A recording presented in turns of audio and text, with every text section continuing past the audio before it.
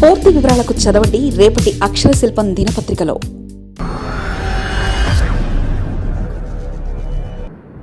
పిఠాపురం నియోజకవర్గంలో పితలాటక. టీడీపీ జనసేన మధ్య గ్యాప్ ఎక్కువై వర్మను అక్కడ పక్కన పెడతారా? టీడీపీ నాయకత్వానికి తలనొప్పిగా తయారయ్యారా?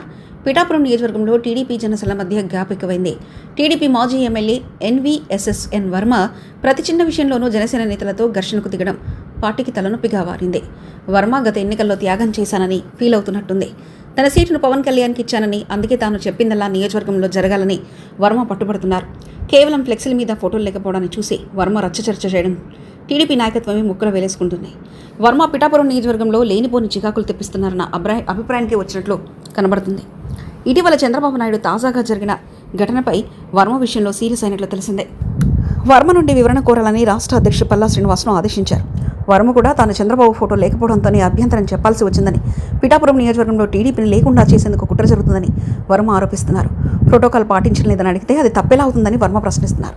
చంద్రబాబు ఫోటో లేకపోవడంతో తాను వ్యతిరేకిస్తున్నానని, అంత మాత్ర చేత తన వివరణ అడగనిటని వర్మ కూడా సీరియస్గానే ఉన్నట్లు సమాచారం. పిఠాపురం నియోజకవర్గంలో టీడీపీ జనసేన మధ్య అంతర్గత యుద్ధం ఈ రోజు మొదలైంది కాదు, గత 1.5 సంవత్సరాలుగా నడుస్తూనే ఉంది. జనసేన ఆవిర్భావ సభలో నాగబాబు చేసిన వ్యాఖ్యలు రెండు పార్టీల మధ్య గ్యాప్ పెరగడానికి మరింత ఆజ్యం పోసినట్లయింది. పవన్ కళ్యాణ్ తన చరిష్మాతోనే గెలిచారని, ఎవరన్నే తన వల్లే గెలిచారనుకుంటే అది వారి కర్మ అంటూ నాగరాజు చేసిన వ్యాఖ్యల తర్వాత విభేదాలు రెండు పార్టీల్లో మరింత ముదిరాయి.